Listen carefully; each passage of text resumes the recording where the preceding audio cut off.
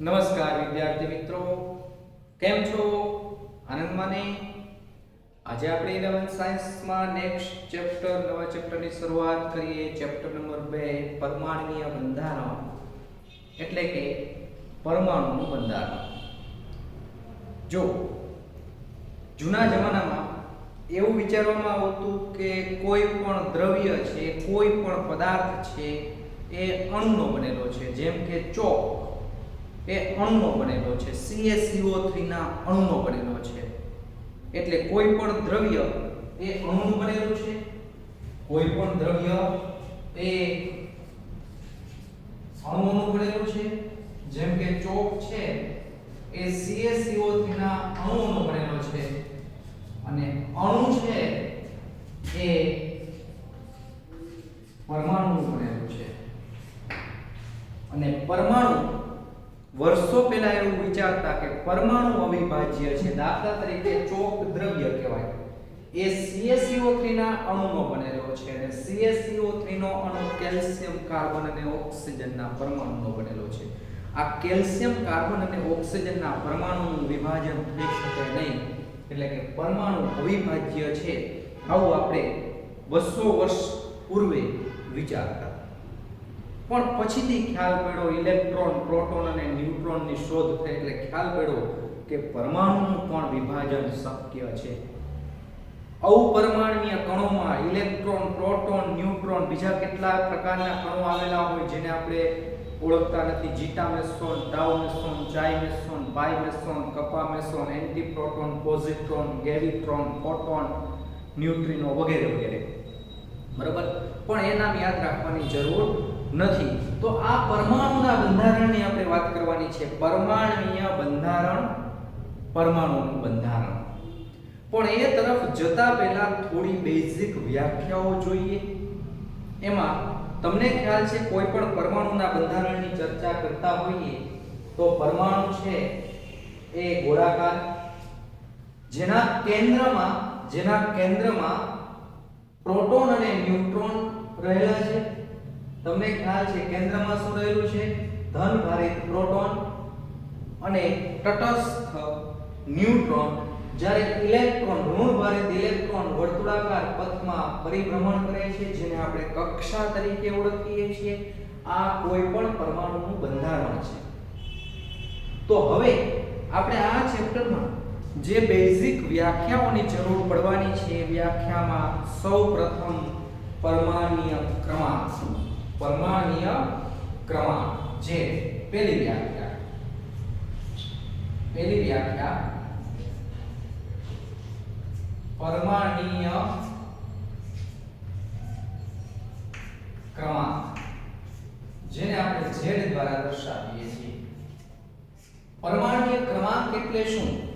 તો પરમાણુના કેન્દ્રમાં રહેલા ધનભારીય પ્રોટોનની સંખ્યાને અથવા માત્ર પ્રોટોનની સંખ્યાને પરમાણ્વીય ક્રમાંક Z કહે છે. સિમ્પલ વ્યાખ્યા. તો પરમાણુના કેન્દ્રમાં રહેલા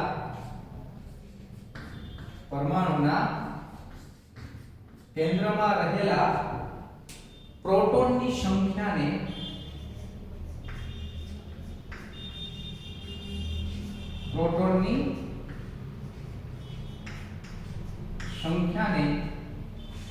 અથવા ધનભારીય પ્રોટોનની સંખ્યાને પરમાણ્વીય ક્રમાંક કહે છે. કારણ કે પરમાણુમાંથી કદાચ ધન આયન બને કે ઋણ આયન બને, પણ પ્રોટોનની સંખ્યામાં ફેરફાર થતો નથી. પ્રોટોનની સંખ્યા જે તે તત્વ એટલે કે પરમાણુ માટે અચળ હોય છે. એટલે આપણે પ્રોટોનની સંખ્યાને પરમાણ્વીય ક્રમાંક તરીકે ઓળખીએ છીએ. પણ જો ઇલેક્ટ્રોનની સંખ્યાના સંદર્ભમાં વ્યાખ્યા આપવી હોય તોય આપી શકાય. સામાન્ય રીતે તટસ્થ તત્વ હોય ત્યારે જેટલા પ્રોટોન હોય એટલા જ સામે ઋણ ભારિત ઇલેક્ટ્રોન હોય છે. તો એમ કહી શકાય તટસ્થ પરમાણુમાં રહેલા ઇલેક્ટ્રોનની સંખ્યાને, પણ ત્યાં તટસ્થ શબ્દ એડ કરવો પડે. કારણ કે ધન આયન બનેલો હોય તો ઇલેક્ટ્રોન ઓછા હોય, ઋણ આયન બનેલો હોય તો ઇલેક્ટ્રોન વધી જાય. તો બે રીતે વ્યાખ્યા આપી શકાય. પરમાણુના કેન્દ્રમાં રહેલા પ્રોટોનની સંખ્યાને પરમાણ્વીય ક્રમાંક Z કહે છે. બે વખત વ્યાખ્યા રિપીટ કરશો. પરમાણુના કેન્દ્રમાં રહેલા પ્રોટોનની સંખ્યાને પરમાણ્વીય ક્રમાંક Z કહે છે. પરમાણુના કેન્દ્રમાં રહેલા પ્રોટોનની સંખ્યાને પરમાણ્વીય ક્રમાંક Z કહે છે. અથવા તટસ્થ પરમાણુમાં રહેલા ઇલેક્ટ્રોનની સંખ્યાને પણ તટસ્થ પરમાણુમાં રહેલા ઇલેક્ટ્રોનની સંખ્યાને પરમાણ્વીય ક્રમાંક Z કહે છે. પણ ત્યાં તટસ્થ શબ્દ આપવો પડે. શા માટે આપવો પડે તેનો તમને ખ્યાલ છે. કારણ કે જો ધન આયન હોય તો ઇલેક્ટ્રોન ઓછા થઈ ગયા હોય, ઋણ આયન હોય તો ઇલેક્ટ્રોન વધી ગયા હોય. એટલે આમ પણ આપી શકાય તટસ્થ પરમાણુમાં રહેલા ઇલેક્ટ્રોનની સંખ્યાને પરમાણ્વીય ક્રમાંક Z કહે છે.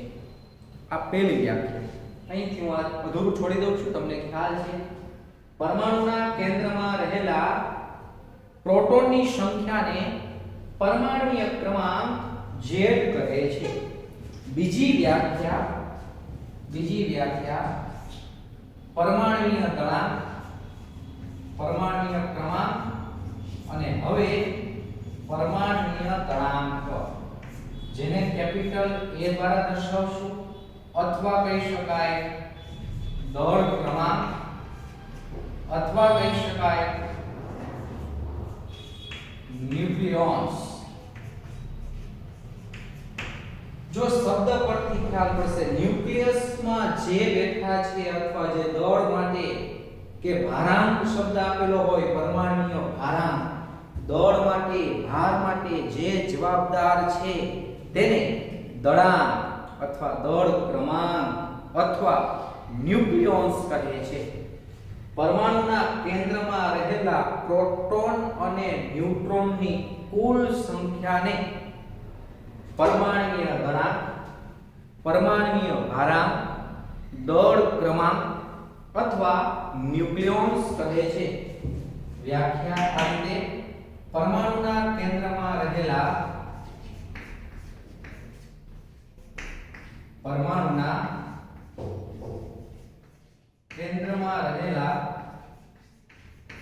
પ્રોટોન અને ન્યુટ્રોનની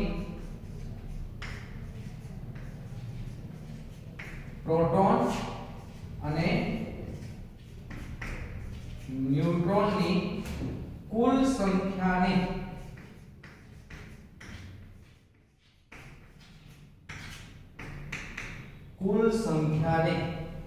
પરમાણ્વીય દળાંક, પરમાણ્વીય ભારાંક અથવા દળ ક્રમાંક અથવા ન્યુક્લિયોન્સ કહે છે. કારણ કે ન્યુક્લિયસમાં જે બેઠા છે એની સંખ્યાને ન્યુક્લિયોન્સ કહે છે.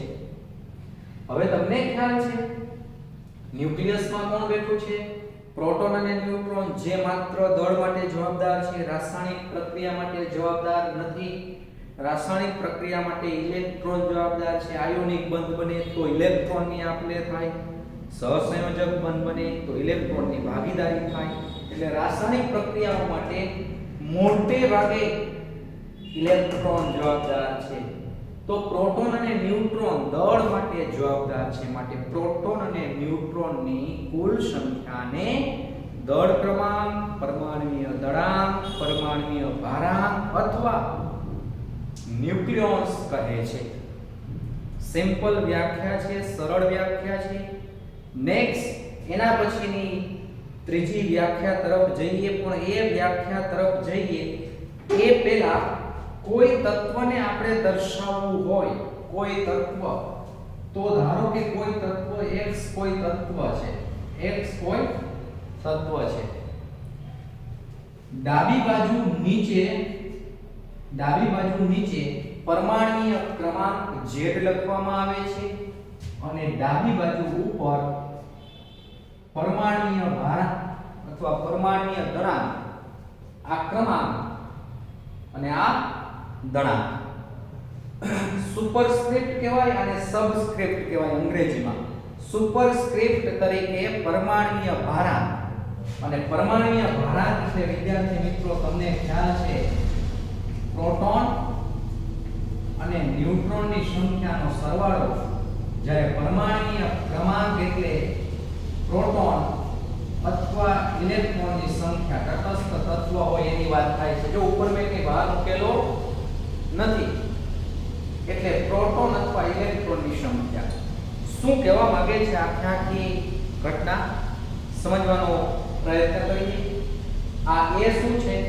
પરમાણુય દળાંક, જે પ્રોટોન અને ન્યુટ્રોનની કુલ સંખ્યા આપે. જ્યારે નીચે પ્રોટોનની સંખ્યા અથવા ઇલેક્ટ્રોનની સંખ્યા, તો તમારે ન્યુટ્રોનની સંખ્યા જોતી હોય, therefore ન્યુટ્રોનની સંખ્યા જોતી હોય તો a માંથી z બાદ કરવો પડે. ઉપરના ભાગમાં પ્રોટોન ન્યુટ્રોનનો સરવાળો છે, બંને છે, એમાંથી પ્રોટોન બાદ કરી દેશો એટલે આપણને ન્યુટ્રોન મળશે. શું કહેવા માંગે છે આ સંજ્ઞા? એને આધીન દાખલાની શરૂઆત કરીએ. આમ પૂછી શકાય કે 11 સોડિયમ 23 માં રહેલા મૂળભૂત કણોની અથવા અપરમાણ્વીય કણોની મૂળભૂત કણોની સંખ્યા ગણો. 11 સોડિયમ 23 માં રહેલા મૂળભૂત કણોની અથવા અપરમાણ્વીય કણોની સંખ્યા ગણો. 11 સોડિયમ 23 માં રહેલા મૂળભૂત કણોની સંખ્યા ગણો. જોઈ શકાય છે અહીં પરમાણુય ક્રમાંક Z બરાબર 11 છે, therefore પ્રોટોનની સંખ્યા 11 અને ઇલેક્ટ્રોનની સંખ્યા પણ 11 છે, કારણ કે તટસ્થ પરમાણુ છે. તટસ્થ પરમાણુમાં જેટલા પ્રોટોન એટલા જ ઇલેક્ટ્રોન, માટે પ્રોટોનની સંખ્યા 11 તો ઇલેક્ટ્રોનની સંખ્યા પણ 11. ન્યુટ્રોનની સંખ્યા માટે ભારમાંથી ક્રમાંક બાદ કરવાનો છે.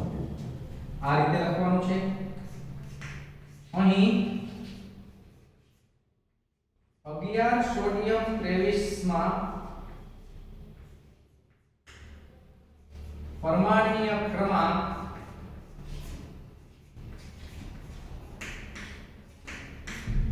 Z 11 તથા પરમાણુય દળાંક A 23 છે. પરમાણુય દળાંક A 23 છે. therefore જેટલા પરમાણુય ક્રમાંક ને એટલા પ્રોટોન. therefore p પ્લસ ની સંખ્યા તો પરમાણુય ક્રમાંક જેટલી 11, ઇલેક્ટ્રોનની સંખ્યા પણ એટલી, ઇલેક્ટ્રોનની સંખ્યા પણ 11 છે. અને ન્યુટ્રોનની સંખ્યા માટે તમને ખ્યાલ છે આપણે આ સૂત્ર છે, therefore ન્યુટ્રોન બરાબર a z, a z એ 23 છે અને z 11 છે, તો 23 - 11 એટલે કે 12 થશે. તો ઇલેક્ટ્રોન, પ્રોટોન અને ન્યુટ્રોન અનુક્રમે 11 અને 12 છે. તો આમ કોઈ પણ તત્વની સંજ્ઞા આપેલી હોય તો એ તત્વની સંજ્ઞા પરથી તેમાં રહેલા મૂળભૂત કણોની સંખ્યા ગણી શકાય. તે જે મૂળભૂત કણો ધરાવે છે એની સંખ્યા ગણી શકાય. પ્રશ્ન આવો પૂછી શકાય કે 11 સોડિયમ 23 માં રહેલા કુલ મૂળભૂત કણોની સંખ્યા, તો ઇલેક્ટ્રોન, પ્રોટોન અને ન્યુટ્રોનની ટોટલ સંખ્યા 11 અને 12 એટલે કે 34 થશે. કુલ મૂળભૂત કણ ઇલેક્ટ્રોન 11, પ્રોટોન 11, ન્યુટ્રોન 12, તો 11, 11 અને 12 કુલ મૂળભૂત કણોની સંખ્યા 34. 11 સોડિયમ 23 માં રહેલા વીજભારિત કણોની સંખ્યા, વીજભારિત કણોની સંખ્યા. પ્રશ્ન કીધો હોય કુલ મૂળભૂત કણ, કુલ મૂળભૂત કણ, તો કુલ મૂળભૂત કણ કેટલા થશે? 34, 11, 11 અને 12. વીજભારિત કણો કીધા હોય, વીજભારિત કણ, તો વીજભારિત કણ કોણ છે? ઇલેક્ટ્રોન તેમજ પ્રોટોન. 11 ઇલેક્ટ્રોન અને 11 પ્રોટોન. તો વીજભારિત કણો કેટલા થયા? 22. ગતિશીલ વીજભારિત કણ, ગતિશીલ વીજભારિત કણ તો 11 ઇલેક્ટ્રોન ની વાત થાય છે. તટસ્થ સ્થાયી વીજભારિત કણ એટલે કે પ્રોટોન, કારણ કે પ્રોટોન સ્થાયી છે, ઇલેક્ટ્રોન ગતિશીલ છે. બરાબર. તો ફરીથી ગતિશીલ વીજભારિત કણ કીધું હોય તો 11 અને સ્થાયી વીજભારિત કણ કીધું હોય તો પણ 11. વીજભાર રહિત કણ તો 12. કેન્દ્રમાં રહેલા કણો, તો કેન્દ્રમાં રહેલા કણો આટલે કેન્દ્રમાં ટોટલ 23, 11 પ્રોટોન અને 12 ન્યુટ્રોન. તો આ રીતે જે એક્ઝામ્પલ દાખલાઓ પૂછવામાં આવે છે એ આ પ્રમાણે પૂછી શકાય છે. નેક્સ્ટ આગળ વધીએ. ધારો કે તમને આમ કીધું હોય 11 સોડિયમ 23 પ્લસ માં રહેલા મૂળભૂત કણોની સંખ્યા, તો ધન આયન બને કે ઋણ આયન બને ત્યારે ઇલેક્ટ્રોનની સંખ્યામાં ફેરફાર થાય. પ્રોટોન કે ન્યુટ્રોનની સંખ્યામાં ફેરફાર થતો નથી. તો પરમાણ્વીય ક્રમાંક 11, દળ ક્રમાંક 23, તો પ્રોટોનની સંખ્યા તો 11 જ થશે, પણ ઇલેક્ટ્રોનની સંખ્યા 11 માંથી એક બાદ કરવાનો. યાદ કરો, ધન આયન બને ત્યારે ઇલેક્ટ્રોન દૂર થાય. આયનીકરણની પ્રક્રિયા છે, આયનીકરણ એન્થાલ્પી. બરાબર. તો 11 - 1 એટલે ઇલેક્ટ્રોનની સંખ્યા થશે 10. 11 સોડિયમ 23 ની વાત કરતા હોય, 11 સોડિયમ 23, તો તેમાં ઇલેક્ટ્રોન 11 જ હતા, પણ 11 સોડિયમ 23 પછી પ્લસ ની વાત કરતા હોય તો ઇલેક્ટ્રોનની સંખ્યા એક ઘટી જશે. તો 11 સોડિયમ 23, આમ 11 સોડિયમ 23 પ્લસ, તો અહીં નીચેનો આમ પરમાણ્વીય ક્રમાંક દર્શાવે એટલે પ્રોટોનની સંખ્યા કેટલી થશે? 11. ઇલેક્ટ્રોનની સંખ્યા 11 માં આવો જે નિશાની દેખાય એના કરતા વિરુદ્ધ પ્રક્રિયા કરવાની. પ્લસ દેખાય તો બાદ કરવાનો, માઈનસ દેખાય તો ઉમેરો કરવાનો, કારણ કે માઈનસમાં ઇલેક્ટ્રોનનો ઉમેરો થયો હોય. તો 11 માંથી 1 બાદ કરવાના, તો ઇલેક્ટ્રોનની સંખ્યા કેટલી થઈ? 10. અને ન્યુટ્રોનની સંખ્યા માટે ઉપરના આંકમાંથી નીચેનો આંક બાદ કરવાનો. 23 માંથી તમે 11 બાદ કરશો એટલે ન્યુટ્રોનની સંખ્યા 12 આવશે. બરાબર. નેક્સ્ટ ધારો કે આ પ્રકારે છે 16 સલ્ફર 32 2 માં રહેલા મૂળભૂત કણોની સંખ્યા ગણો. બરાબર. મૂળભૂત કણો એટલે ઇલેક્ટ્રોન, પ્રોટોન અને ન્યુટ્રોન. સૌપ્રથમ તો પરમાણ્વીય ક્રમાંક કેટલો છે? 16. જેટલા પરમાણ્વીય ક્રમાંક એટલી જ પ્રોટોનની સંખ્યા. તો કહી શકાય કે પ્રોટોનની સંખ્યા p ની સંખ્યા 16. હવે -2 છે એનો અર્થ 2 ઇલેક્ટ્રોન દાખલ થયા છે. જેવો વીજભાર દેખાય એના કરતા વિરુદ્ધ પ્રક્રિયા. 11 માંથી આ એક બાદ કરતા, કારણ કે પ્લસ ની નિશાની દેખાય તો બાદ કરવાનો અને માઈનસ ની નિશાની દેખાય તો ઉમેરો કરવાનો. શા માટે? કારણ કે સલ્ફરે 2 ઇલેક્ટ્રોન સ્વીકારેલા છે અને સલ્ફાઇડ બન્યો છે, તો 2 ઇલેક્ટ્રોન દાખલ થાય, વધારાના 2 ઇલેક્ટ્રોન. તો ઇલેક્ટ્રોનની સંખ્યા 16 + 2 એટલે કે કેટલી ઇલેક્ટ્રોનની સંખ્યા થશે? 18. અને ન્યુટ્રોનની સંખ્યા a - છે. ન્યુટ્રોનની સંખ્યા માટે ઉપરના આંકમાંથી નીચેનો આંક બાદ કરવાનો. 32 માંથી 16 બાદ કરવાના છે, તો 32 માંથી 16 બાદ કરશો એટલે ન્યુટ્રોનની સંખ્યા પણ 16 થશે. આ ત્રણેય પ્રકારના કણો ઇલેક્ટ્રોન, પ્રોટોન અને ન્યુટ્રોન. વિદ્યાર્થી મિત્રો, વધુ આમાં શું પૂછી શકાય? તો વધુ આમાં પૂછાય આના કરતા વિરુદ્ધ તમને સંજ્ઞા આપેલી છે. ત્રણેય પ્રકારના કણોની સંખ્યા પૂછાય છે. ત્રણેય પ્રકારના કણો દાખલા તરીકે આપણે પ્રેક્ટિસ કરીએ. 13 એલ્યુમિનિયમ 27 3+.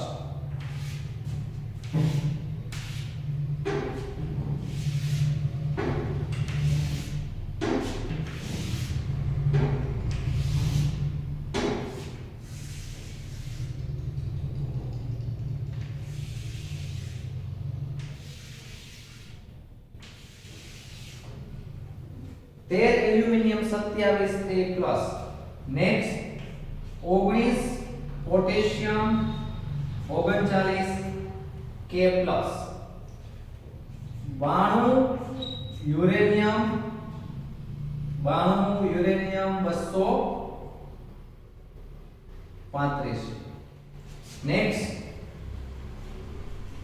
53 આયોડિન 127 માઈનસ અને 8 ઓક્સિજન 16 2 માઈનસ. તો આ સંજ્ઞા મેં આપેલી છે તેમાં રહેલા મૂળભૂત કણ પ્રોટોન, ઇલેક્ટ્રોન અને ન્યુટ્રોન ક્રમશઃ આપણે ત્રણેય પ્રકારના કણની સંખ્યા ગણવાની છે. તો ત્રણેય પ્રકારના કણ આ રીતે થશે. અહીંયા હું દૂર કરી નાખું છું. ઇલેક્ટ્રોન, પ્રોટોન અને ન્યુટ્રોન ત્રણેય પ્રકારના કણ ની સંખ્યા ગણીએ આપણે. ત્રણેય પ્રકારના કણ પહેલા આપણે પ્રોટોન, નેક્સ્ટ ટુ ઇલેક્ટ્રોન અને લાસ્ટ વન ન્યુટ્રોન. કેટલો પરમાણુય ક્રમાંક છે? 13. તો પ્રોટોનની સંખ્યા થશે 13. કેટલો પરમાણુય ક્રમાંક છે? 19. તો પ્રોટોનની સંખ્યા થશે 19. પરમાણુય ક્રમાંક 92, પ્રોટોન 92, પરમાણુય ક્રમાંક 53, પ્રોટોન 53, પરમાણુય ક્રમાંક 8, પ્રોટોન 8.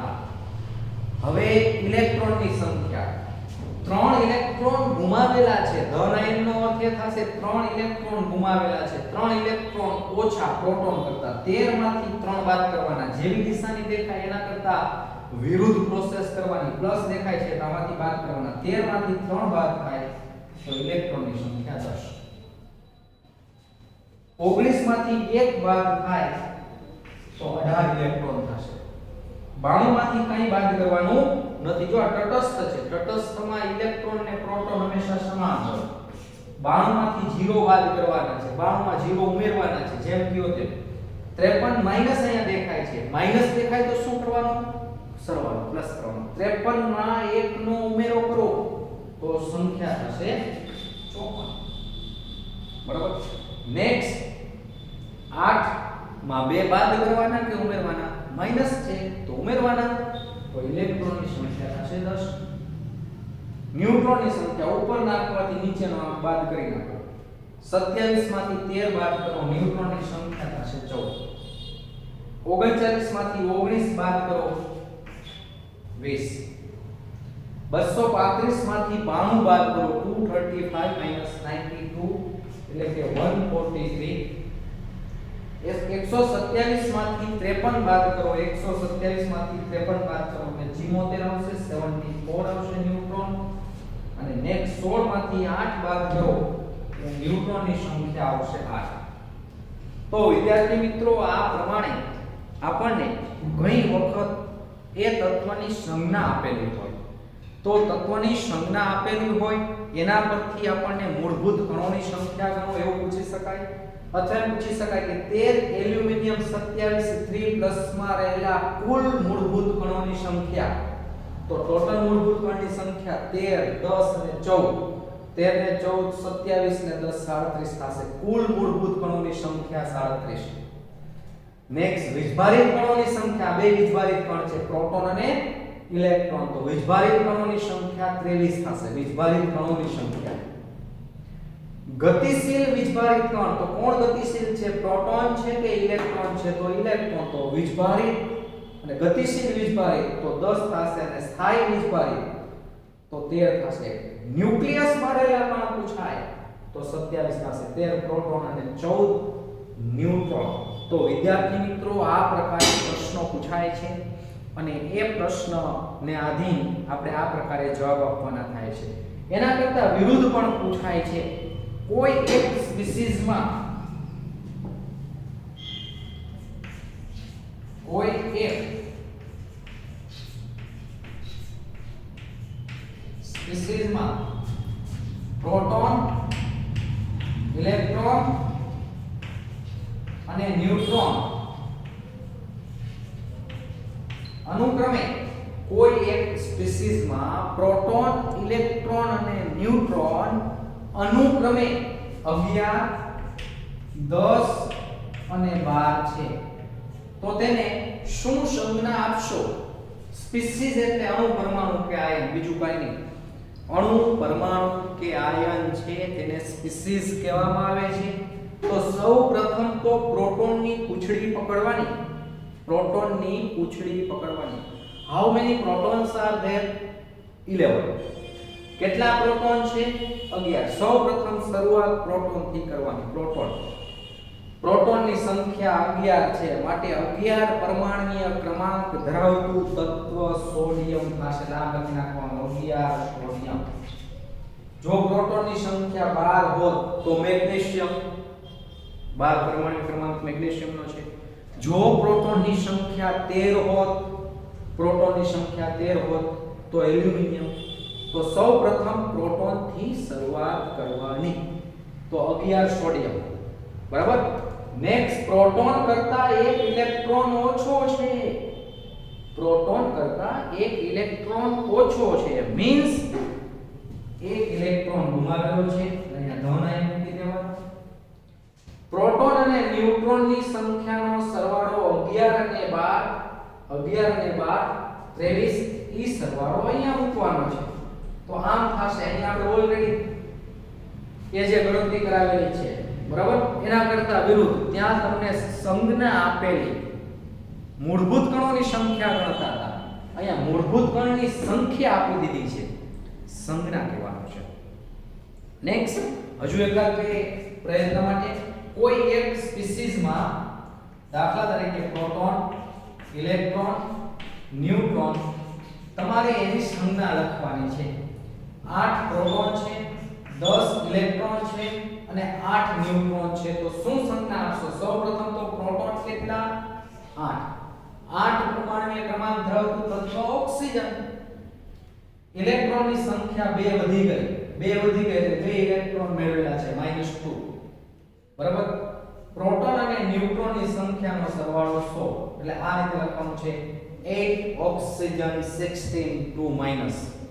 8 ઓક્સિજન 16 2 - પ્રોટોન, ઇલેક્ટ્રોન અને ન્યુટ્રોનની સંખ્યા અનુક્રમે 7. પ્રોટોન, ઇલેક્ટ્રોન અને ન્યુટ્રોનની સંખ્યા અનુક્રમે 7 10 અને 7 છે. શું સંજ્ઞા આપશો? સૌપ્રથમ તો 7 પરમાણ્વીય ક્રમાંક ધરાવતું તત્વ નાઇટ્રોજન. ઇલેક્ટ્રોનની સંખ્યા 10, તો 3 મેળવેલા છે. પ્રોટોન, ન્યુટ્રોનની સંખ્યાનો સરવાળો 14. તો આવી સંજ્ઞા આપવાની થશે. ધારો કે કોઈ એક સ્પીસીઝમાં, સ્પીસીઝ એટલે અણુ, પરમાણુ કે આયન, કોઈ એક સ્પીસીઝમાં પ્રોટોન, ઇલેક્ટ્રોન અને ન્યુટ્રોનની સંખ્યા અનુક્રમે 12 10 અને 12 છે. તો શું સંજ્ઞા આપશો? પહેલા તો 12 પરમાણ્વીય ક્રમાંક ધરાવતું તત્વ હોય હંમેશા મેગ્નેશિયમ. 2 ઇલેક્ટ્રોન ઓછા છે એટલે 2 ઇલેક્ટ્રોન ગુમાવી દેવાના. 12 ને 12 24. આ 24. બરાબર છે. પ્રોટોન, ઇલેક્ટ્રોન અને ન્યુટ્રોનની સંખ્યા અનુક્રમે 17 18 અને 18 છે. તો શું સંજ્ઞા આપશો? 17 પરમાણ્વીય ક્રમાંક ધરાવતું તત્વ ક્લોરીન છે. ક્લોરીન 17 પરમાણ્વીય ક્રમાંક. ઇલેક્ટ્રોન એક મેળવેલો છે, -17 અને 18 35. આપણે સરેરાશ પરમાણ્વીય ભાર 35.5 લઈએ છીએ. તો આ પ્રમાણે પ્રશ્નો પૂછી શકાય. બે રીતે પ્રશ્નો પૂછી શકાય છે.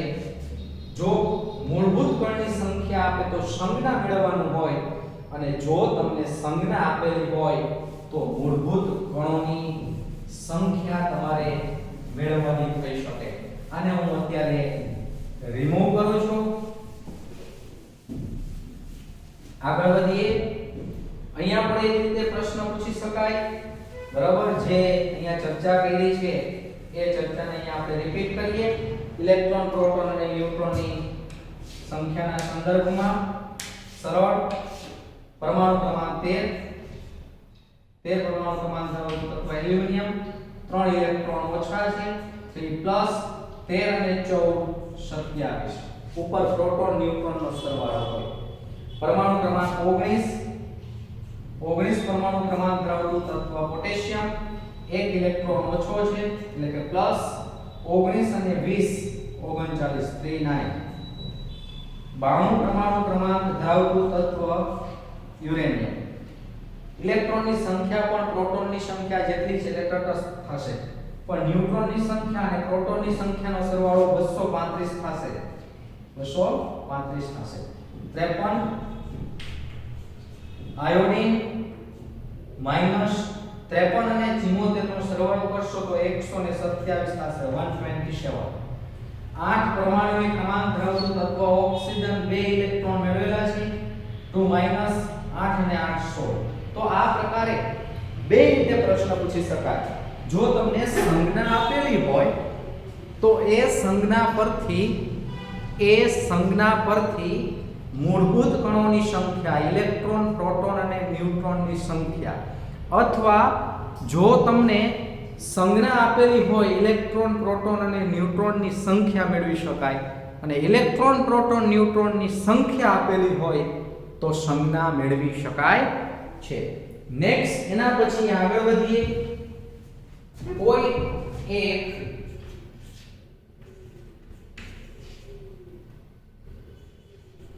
કોઈ એક સ્પીસીઝનો પરમાણુ ભાર 27 છે તથા તે 3 એકમ ધન વીજભાર ધરાવે છે.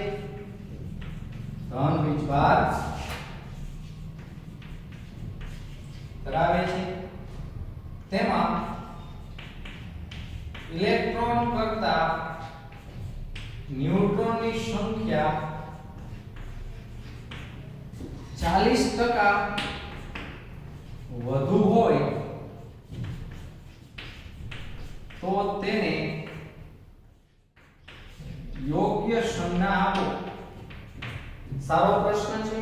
કોઈ એક સ્પીસીઝમાં પરમાણુ ભાર 27 છે, એના પરથી કહી શકાય કે પ્રોટોન અને ન્યુટ્રોનની સંખ્યાનો સરવાળો 27 છે. કારણ કે પરમાણુ ભાર જેટલા પ્રોટોન અને ન્યુટ્રોન હોય. 3 એકમ ધન વીજભાર ધરાવે છે. ધન આયન ત્યારે બને ઇલેક્ટ્રોન દૂર થાય તો સિમ્પલ કહી શકાય કે 3 એકમ ધન વીજભાર ધરાવે છે, એટલે જેટલા પ્રોટોન હશે તેના કરતા ઇલેક્ટ્રોનની સંખ્યા વધુ કે ઓછી? ધન વીજભાર છે, ઇલેક્ટ્રોન ઓછા હોય. કેટલા ઇલેક્ટ્રોન ઓછા હોય? 3 ઇલેક્ટ્રોન ઓછા હોય. 3 ઇલેક્ટ્રોન ઓછા હોય તો પ્રોટોન કરતા 3 ઇલેક્ટ્રોન ઓછા હોય. કારણ કે ધન વીજભાર પ્રોટોન કરતા 3 ઇલેક્ટ્રોન ઓછા હોય. વિરુદ્ધ કહી શકાય ઇલેક્ટ્રોન કરતા પ્રોટોન 3 વધુ હોય. બે રીતે વ્યક્ત કરી શકાય. હવે ઇલેક્ટ્રોન કરતા ન્યુટ્રોનની સંખ્યા 40% વધુ છે. ખાસ આ હવે ધારો કે આપણે આ રીતે વ્યક્ત કરીએ. ધારો કે ઇલેક્ટ્રોનની સંખ્યા x છે. ધારો કે ઇલેક્ટ્રોનની સંખ્યા x છે. હવે ઇલેક્ટ્રોનની સંખ્યા x હોય તો ઇલેક્ટ્રોન કરતા પ્રોટોન વધુ હોય. અહીંયા એમ કીધું છે કે તે 3 એકમ ધન વીજભાર ધરાવે છે, અર્થાત તેમાં 3 ઇલેક્ટ્રોન ઓછા છે. એનો અર્થ એવો પણ થયો કે પ્રોટોન કરતા 3 ઇલેક્ટ્રોન ઓછા અથવા ઇલેક્ટ્રોન કરતા 3 પ્રોટોન વધુ છે. હવે ઇલેક્ટ્રોનની સંખ્યા તમે x ધારી છે તો પ્રોટોનની સંખ્યા કેટલી? x + 3. therefore પ્રોટોનની સંખ્યા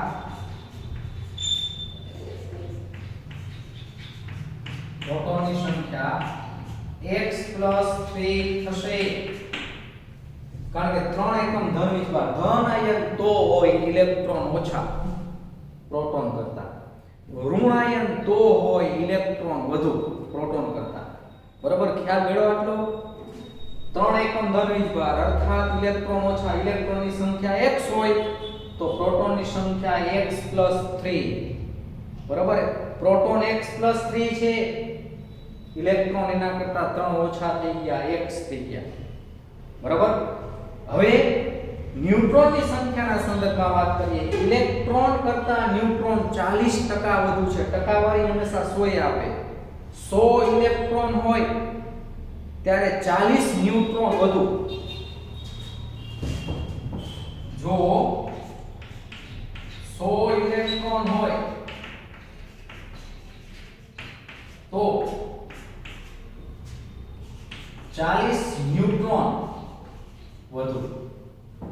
તો ઇલેક્ટ્રોનની સંખ્યા તો કેટલી છે? x ઇલેક્ટ્રોન હોય તો કેટલા ન્યુટ્રોન વધુ થશે? સિમ્પલ 40 ગુણ્યા x, 40 ગુણ્યા x મીન્સ 40x ડાયરેક્ટ લખી નાખું છું. 40x આ બેનો ગુણાકાર છેદમાં 100 એટલે થશે 0.4x ન્યુટ્રોન વધુ. આ વધુ ન્યુટ્રોન. હવે ન્યુટ્રોનની કુલ સંખ્યા કેટલી? તો આટલા તો વધુ થયા 0.4x. therefore ન્યુટ્રોનની કુલ સંખ્યા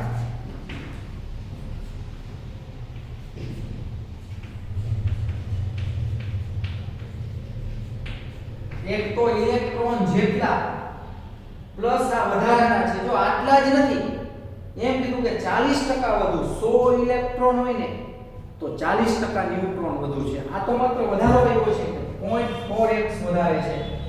તો પ્લસ ઇલેક્ટ્રોન જેટલા પ્લસ વધારાના કેટલા 0.4x. ફરીથી ન્યુટ્રોનની કુલ સંખ્યા ઇલેક્ટ્રોન જેટલી પ્લસ આટલી વધારાની.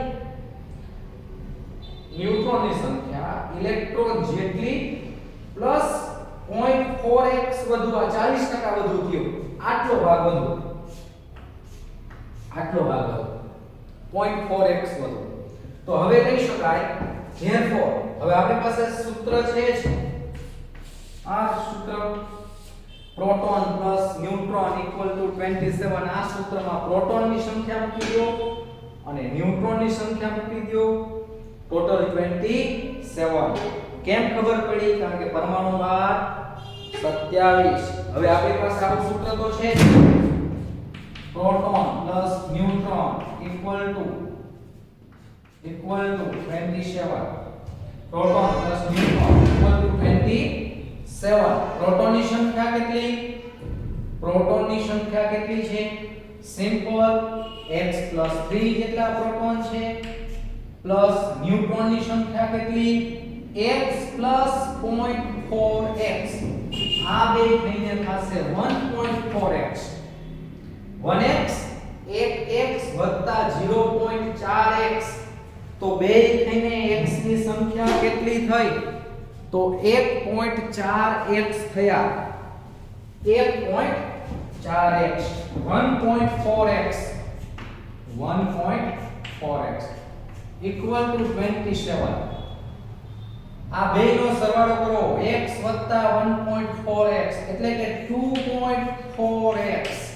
1x 1.4x 1 1.4 એટલે 2.4x વધતા 3 બરાબર 27. તો 2.4x બરાબર 24. 27 માંથી 3 બાદ કર્યા 24. તો x બરાબર 24 ના છેદમાં 2.4 એટલે કે 10 આવશે. તો આ 10 આવ્યું છે એ શું છે? 10 આવ્યું છે એ શું છે? ઇલેક્ટ્રોનની સંખ્યા છે. કારણ કે x બરાબર 10 એટલે ઇલેક્ટ્રોનની સંખ્યા 10. ઇલેક્ટ્રોનની સંખ્યા 10. પ્રોટોનની સંખ્યા x 3 એટલે કે 10 3 13 થશે.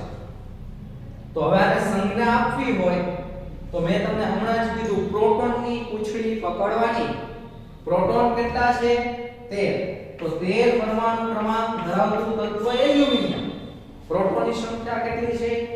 13. 13 પરમાણુ ક્રમાંક ધરાવતું તત્વ એલ્યુમિનિયમ.